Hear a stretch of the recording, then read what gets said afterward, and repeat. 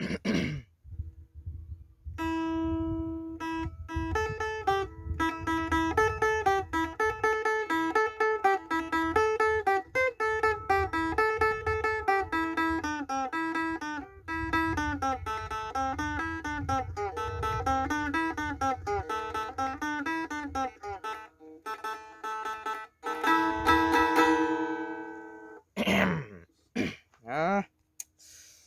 วัสดีพี่น้องมื้อนี้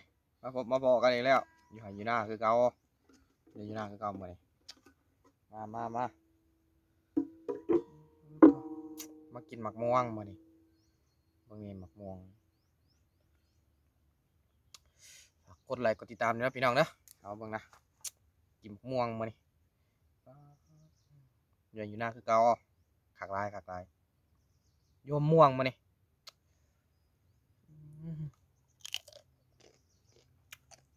ม่วงโห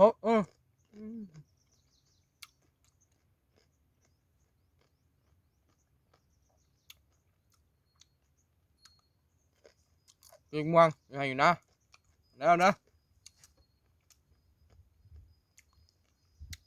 ของแท้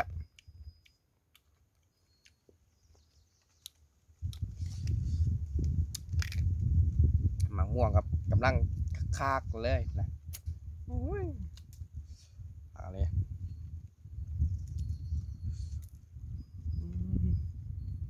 บรรยากาศดีลมพัดว่อยๆ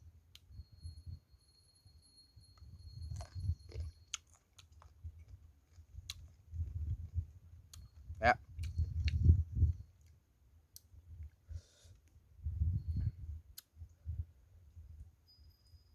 ปุ๋ยหัวผักบัวเนาะ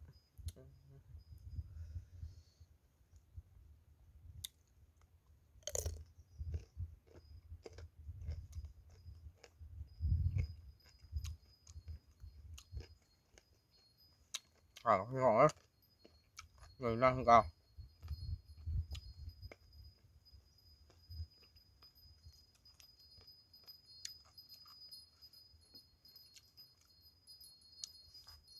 กินหมักม่วง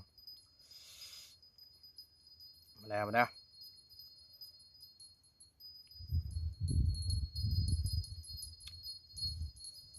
หัวผักบัวเนาะ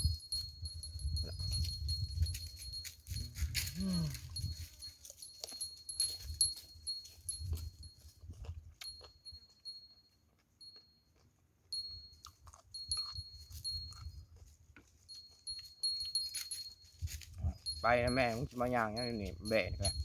มา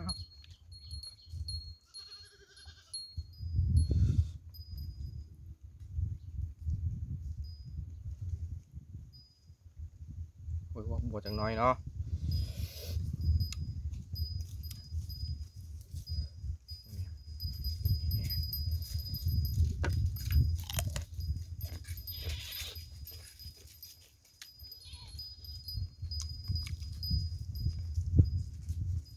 เอาขับเลย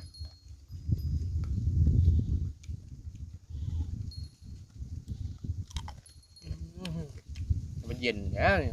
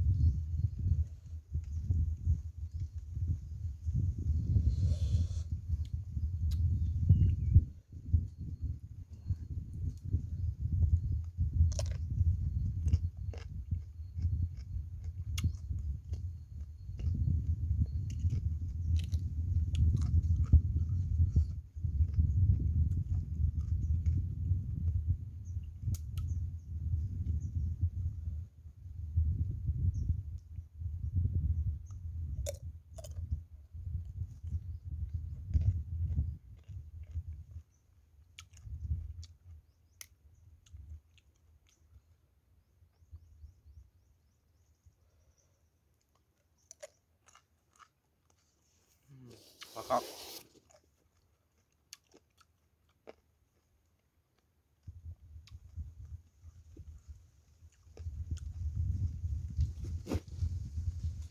โอ้เย็นเย็นบรรยากาศดี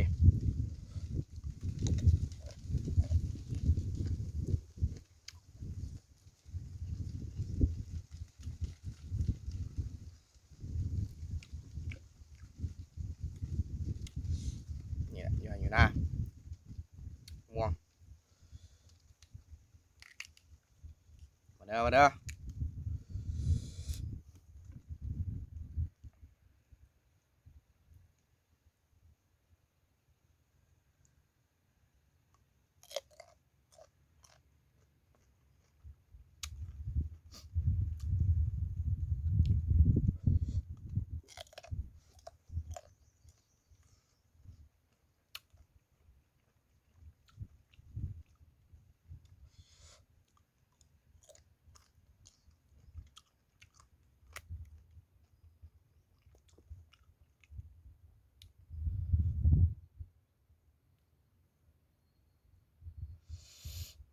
อ่าคือเก่าคือเก่า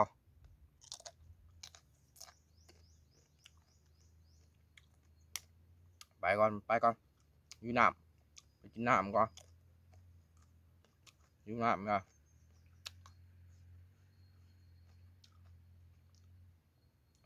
กินน้ำก่อนไปก่อนเลยพี่น้องเด้ออื้อหือ